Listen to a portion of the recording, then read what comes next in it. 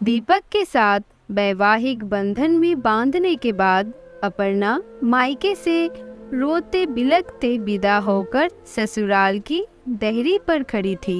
कभी घूंघट की ओर से दीपक को देखती तो कभी दरवाजे के अंदर देखने की कोशिश कर रही थी। अंदर से कुछ आवाजों को सुनने के सिवा वो कुछ भी समझ नहीं पा रही थी। उसे ये तो पता था कि दीपक की माँ नहीं है, यानी वो सास बिना ससुराल में आई है।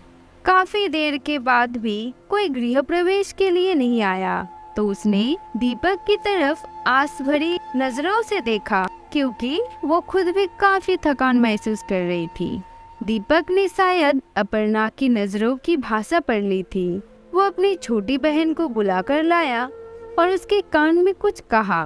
थोड़ी देर में बहन कुछ औरतों को साथ लेकर आई और अपर्णा का गृह प्रवेश करवाया।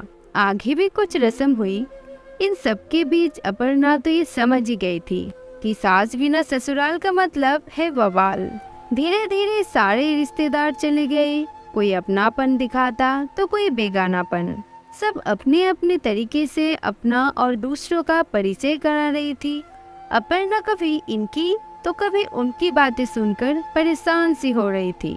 लेकिन धीरे धीरे ससुर, पति और 2 छोटी ननदों के साथ अपर्णा अपनी गृहस्थी की गाड़ी को रास्ते पर लाने का प्रयास करने लगी। पति का प्यार, ससुर का दुलार और छोटी ननद का आदर अपर्णा को कब अलग लड़की से जिम्मेदार गृहिणी बना दिया, वो खुद भी नहीं समझ पा रही थी। पर इन सब चीजों के बीच उसके दिल में एक चीज की कसक रहा करती थी कि उसकी भी सास होती तो। शादी के समय सारी सहेलियां उसे काफी किस्मत वाला मानती थी कि चलो ससुराल में सास की किचकिच नहीं रहेगी। पर सच्चाई तो ये है कि जिस घर में सास ना हो उस घर में आने वाले सारे लोग सास बनने की ही कोशिश करते हैं। अपर्णा भी इस बात को समझती थी।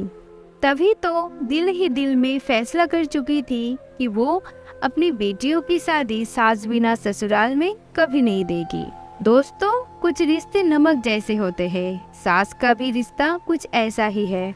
ससुराल का हर सुख बिना सास के काफी फीकी लगती है। ये कहावत भी सही है कि सास गले की फांस होती है, जो ना निगला जाती है और ना उगली जाती है, पर इनका रिश्ता काफी खास होती है।